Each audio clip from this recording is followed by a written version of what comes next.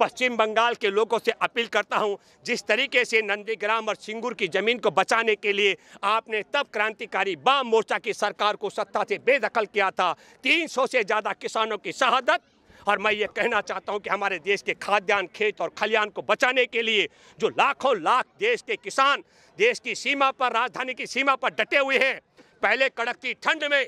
तब सरकार के आंसू गैस के गोले और पानी के तोप झेल करके, और अब कड़कती गर्मी में खुले आसमान के नीचे पड़े हैं। पश्चिम बंगाल की जनता से मैं अपील करता हूं कि देश के साथ गद्दारी करने वाले और कंपनियों के हाथ अपने देश की पूरे खेत खलियान को कंपनियों के हवाले करके मुनीमगिरी करने वाली भाजपा के बक्स से आपको वहां से खाली भेजने पड़ेंगे। इस पर दो मुद्दों पर हमें बात करनी चाहिए। एक तो हमारे किसान आंदोलन ने क्या कुछ उपलब्धियां हासिल की हैं और सरकार को कहां कहां मुंह की खानी पड़ी। मैं पहले जिक्र करूंगा आप सब लोगों से कि किसान आंदोलन को बदनाम करने के लिए, आप पहले रोकने के लिए आपने देखा कि बड़े बड़े गड्ढे खुदवाए गए, गाटर डलवाए गए, और अभी तो दीवारें खड़ी करवा दी हैं, कटीले तार बिछा दिए और कीलें उगा दी गई हैं। हमारे देश में सरकार ने आरोप हमारे किसान आंदोलन पर लगाया था, पाकिस्तान प्रस्त बोल करके, चीन प्रस्त बोल करके, माओवादी बोल करके, आतंकवादी बोल करके। एक बात तो मैं आपको बताना चाहता हूं, मैं बधाई देना चाहता हूं सोशल मीडिया ने, और सोशल मीडिया के माध्यम से पूरे देश और दुनिया में एक संदेश बहुत साफ गया कि संसार में सबसे बड़ा निडर, साहसी, अहिंसक तरीके से चलने वाला, बलिदानी, और जब तक अपनी लड़ाई को जीत में तब्दील नहीं कर देता तब तक न रुकने वाला सबसे बड़ा मानव सभ्यता शुरू होने से लेकर अब तक का पहला किसान आंदोलन भारत में चल रहा है। अब मैं दूसरी बात कहना चाहता हूं कि सरकार को, जो सरकार मुंह के बल कहां कहां गिरी, आप सब लोगों की मदद से, क्योंकि ये बड़ा सवाल हम आपके बीच में उठाना चाहते हैं। भारत में जो मीडिया है, अभी आपको मालूम है कि नहीं, अमेरिका की एक एनजीओ ने एक बहुत बड़ी रिपोर्ट जारी की और उस रिपोर्ट में खुलासा किया कि भारत में आंशिक आज़ादी रह गई है। ये आंशिक आज़ादी जो बची हुई है, वो आंशिक आज़ादी बचने का एकमात्र जरिया अभी हमारे सामने है सोशल मीडिया। कौन सा मीडिया? जिस मीडिया ने, जब भारत के मेन स्ट्रीम मीडिया, गोदी मीडिया ने बार बार ये बताने का प्रयास किया कि भारत के किसान आंदोलन की आड़ में किसान नहीं, ये आतंकवादियों का, खालिस्तानियों का, चीन प्रस्त का, पाकिस्तान प्रस्त का आंदोलन है, तब हमारे देश के सोशल मीडिया ने कहा ये गलत बोलते हैं, झूठ बोलते हैं, यहाँ एक भी खालिस्तान समर्थक नहीं है, एक भी चीन प्रस्त नहीं है और एक भी पाकिस्तान प्रस्त नहीं है, ये सब के सब हमारे देश के अन्नदाता हैं। तो जो आंशिक आज़ादी हमारे देश में बच चुकी है वो खतरे में आने वाली है। हमारे देश में, मैं देश के करोड़ों करोड़, हमारे देश के 137 करोड़ आबादी में आप सब लोग जानते हैं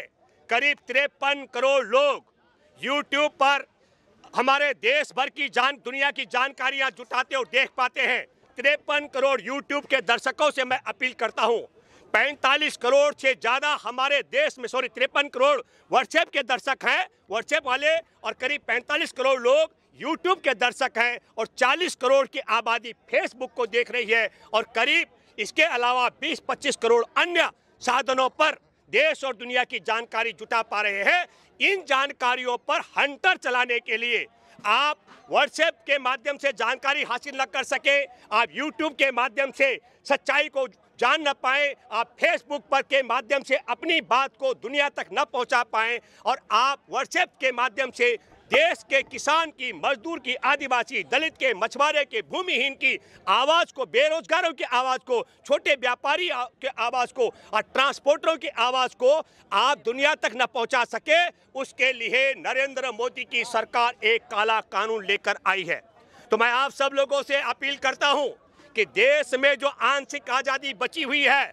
उसको बचाने के लिए आप सब लोगों को, चाहे वो व्हाट्सएप का इस्तेमाल करने वाले 53 करोड़ लोग हों, चाहे फेसबुक और ट्विटर का यूज़ करने वाले लोग हों, और चाहे वो यूट्यूब के माध्यम से जानकारी देने वाले, अपलोड करने वाले लोग हों, उन सबको एकजुट होने की बात है। और मैं ये बात इसलिए कहना चाहता हूं कि भारत से लेकर पूरे संसार में, मैं व्यक्तिगत तौर पर दोबारा से रिपीट करता हूं कि अहिंसक तरीके से निडर और साहसी और बलिदानी, इसलिए मैं कह रहा हूं, 300 से ज़्यादा किसानों की शहादत हो चुकी है। हमारे किसानों की वापसी नहीं हो रही है, किसानों के सब वापस जा रहे हैं। और कई लोग कह रहे हैं कि भीड़ की कमी है। मैं आपको बताना चाहता हूं, पूरे भारत के अंदर हमारे देश में पंचायतों का दौर शुरू हो चुका है। तो सिंगू बॉर्डर से लेकर के गाजीपुर बॉर्डर तक और टिकरी बॉर्डर से लेकर शाहजहांपुर तक बॉर्डर तक जो किसान वहां पर है, उनमें से बड़ी संख्या में किसान वापस जा करके पंचायतों की तैयारी भी कर रहे हैं। इसलिए यह कह देना कि हमारी भीड़ कम हो रही है, मैं बताना चाहता हूं गोदी मीडिया को, एक सोशल मीडिया एक्सपोज कर रहा है। एक हमारे किसान मोर्चा की मीटिंग में लाखों की संख्या में भीड़ उमड़ रही है। और मैं दूसरा जिक्र करना चाहता हूं, पश्चिम बंगाल को लेकर के गलतफहमी फैलाई जा रही है हमारे देश के गोदी मीडिया और मोदी मीडिया के माध्यम से। मैं आपके माध्यम से एक बात कहना चाहता हूं कि हमारे देश के अंदर नंदीग्राम और सिंगूर की घटना का याद दिलाता हूं मैं। नंदीग्राम और सिंगूर के छोटे इलाके में कुछ जमीनें लेकर के 2006 और 7 का जिक्र कर रहा हूं, तब की वाम मोर्चा की सरकार ने किसानों की इच्छा के बगैर किसानों की जमीन का अधिग्रहण करके कंपनियों के हवाले करने का काम किया था। और वाम मोर्चा की सरकार, वो सरकार जिसके बनने पर पश्चिम बंगाल में खेती हर मजदूर और उद्योगों में काम करने वाले पूरे भारत का मैं जिक्र कर रहा हूं। भारत में अगर किसी खेती हर मजदूर के चेहरे पर चमक और अगर किसी उद्योगों में काम करने वाले मजदूरों के चेहरे पर चमक आई थी तो पश्चिम बंगाल में वाम मोर्चा की सरकार बनने पर आई थी। 3 दशक से ज्यादा समय से पश्चिम बंगाल पे राज करने वाले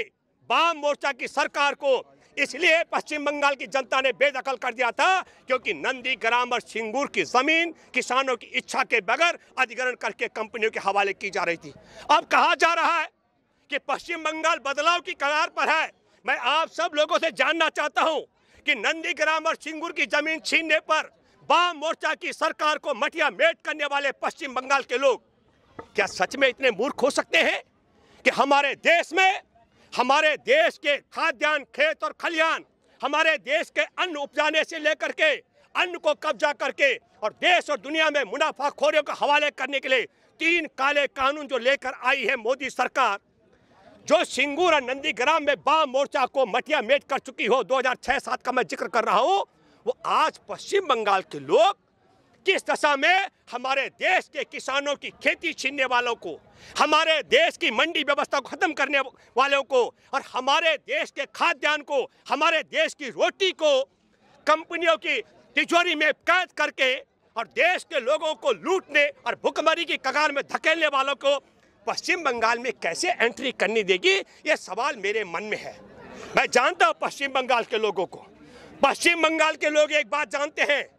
अगर उद्योग बंद हो जाए, व्यापार बंद हो जाए, रेल व्यवस्था जो भी आपने देखा हमारे कोरोना काल में उद्योगों पर ताले थे, व्यापार पर ताले थे, जहाजों पर ताले, सरकार भी ताले में कैद थी, अदालत पर ताले थे,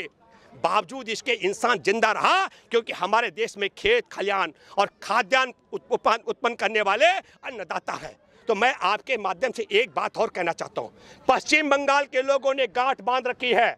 उनका मान्यता है अगर धरती बचेगी, जमीन बचेगी अन्न पैदा करने की, तो तमाम विषम परिस्थितियों में हम जिंदा रह सकते हैं। अन्न नहीं भी होगा तो पत्ता खा करके भी जिंदा रह सकते हैं, ये पश्चिम बंगाल के जागरूक लोग जानते हैं। और ये नालायक सरकार जो जमीन छीनने के लिए, जो अन्न छीनने के लिए, जो देश के पूरे खाद्यान्न को कंपनियों के हवाले गिरवी रखने की बात कर रही है, ऐसा कानून लेकर आई है, वो कह रहे हैं कि हम पश्चिम बंगाल में बदलाव लेकर आएंगे। मैं ये आपके माध्यम से एक बात कहना चाहता हूँ, पूरा पश्चिम बंगाल हमारे देश के किसान आंदोलन के साथ है। और अभी 12 मार्च को एक बड़ी ऐतिहासिक पंचायत वहाँ पर होने वाली है किसान मोर्चा के साथियों के आयोजन में। और मैं आखिरी बात ये कहना चाहता हूँ,